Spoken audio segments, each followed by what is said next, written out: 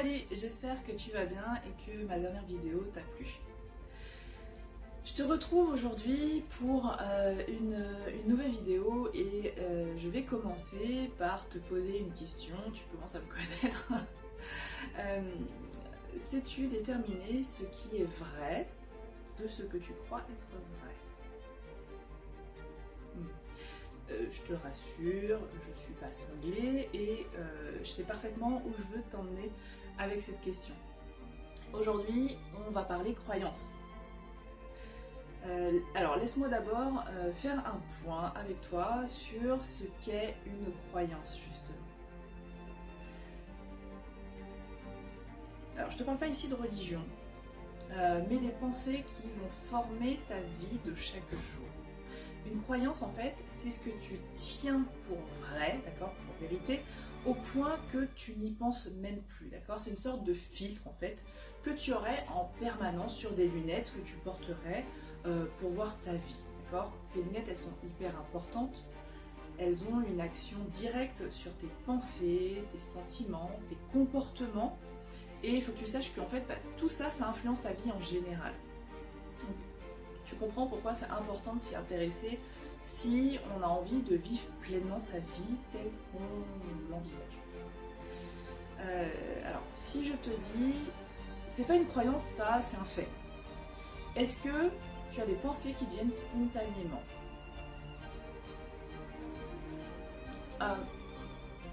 Demande-toi alors ce qui prouve que c'est un fait. En quoi est-ce que c'est un fait? Est-ce que c'est vrai pour tout le monde? Je vais te donner un chiffre, 80%. C'est le pourcentage des croyances qui t'ont été transmises. Seuls 20%, c'est faible. 20% de tes croyances sont réellement les tiennes. D'accord? Le reste, tu les as héritées de ta famille, de ton éducation. Pour prendre un exemple, je vais t'illustrer ça avec mon expérience personnelle. Depuis toute petite, j'ai entendu « Sandra, ouais, elle est nulle en mathématiques. » Alors, à force de l'entendre, je l'ai intégré. J'ai pris ça finalement comme une part de qui j'étais. J'étais timide, j'étais nulle en maths, bon voilà. Puis devant chaque exercice de mathématiques, j'avais en tête que j'y arriverais pas, parce que j'étais nulle de toute façon, donc je me souviens que mon père s'énervait parce que pour lui, c'était des exercices de base, c'était hyper simple. Et qu'est-ce qui s'est passé d'après toi? Ça a renforcé mon idée que j'étais nulle en maths. Forcément, je me bloquais, je me disais je suis nulle, j'y arriverai pas, donc je bloquais. Le résultat de mes contrôles de maths prouvait que j'étais nulle en maths. Maintenant, on va imaginer le contraire et qu'on ne m'ait jamais dit que j'étais nulle en maths et qu'on m'ait appris à l'inverse que personne n'est nul en maths et que il faut peut-être simplement trouver la bonne façon de m'expliquer. J'aurais eu un état d'esprit qui aurait été beaucoup plus ouvert à l'apprentissage. J'aurais peut-être réussi un exercice, puis deux. Je me serais dit que j'en étais capable. Je serais entrée dans un cercle vertueux, je me serais dit j'en suis capable, j'aurais réussi mon exercice, j'aurais réussi mon contrôle, ça m'aurait prouvé que j'étais capable, etc.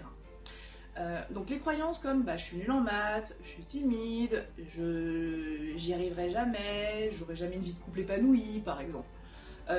C'est des croyances qui sont limitantes si elles t'empêchent d'exploiter pleinement ton potentiel en fait. Alors, il est possible de s'en libérer.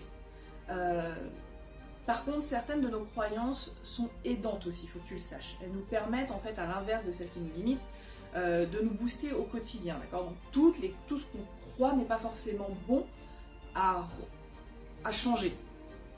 Si je te dis, je suis une battante capable d'abattre des montagnes, s'il s'agit d'une croyance que tu as sur toi, d'accord, mais est-ce qu'elle te limite? Probablement pas. D'accord, il y a des chances que ça te donne au contraire de l'énergie pour accomplir ce que tu souhaites dans ta vie. D'accord? Quel intérêt est-ce que tu aurais dans ce cas-là à te libérer de cette croyance? Elle t'aide. Bon. On dit dans ce cas-là que c'est une croyance aidante ou une croyance ressource. Tu peux entendre les deux termes. Cependant, je dois te préciser quand même qu'il ne s'agit que d'un exemple, d'accord? Et c'est pas parce que ça semble positif en tant que généralité que ça l'est du point de vue individuel, ok? Imaginons que cette croyance ait été donnée par une personne qui souffre du poids de toujours devoir se sacrifier pour venir en aide à son entourage, autour d'elle, à ses amis, sa famille, etc. Dans ce cas-là, il y a un travail en profondeur qui va lui permettre de comprendre déjà ce qui se cache derrière et peut-être d'établir une croyance qui ne va pas la contraindre à s'oublier au profit des autres. D'accord. Alors, quelques pistes de réflexion.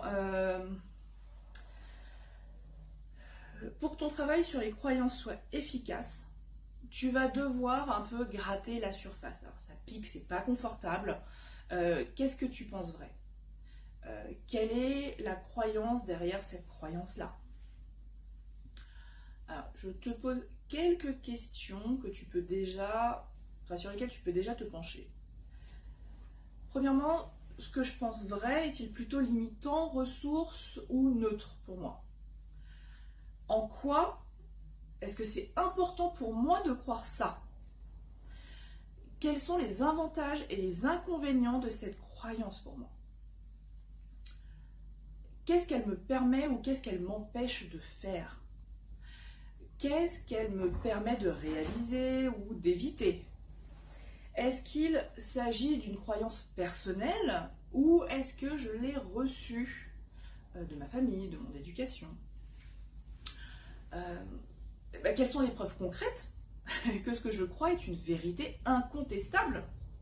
Tout simplement. Bref,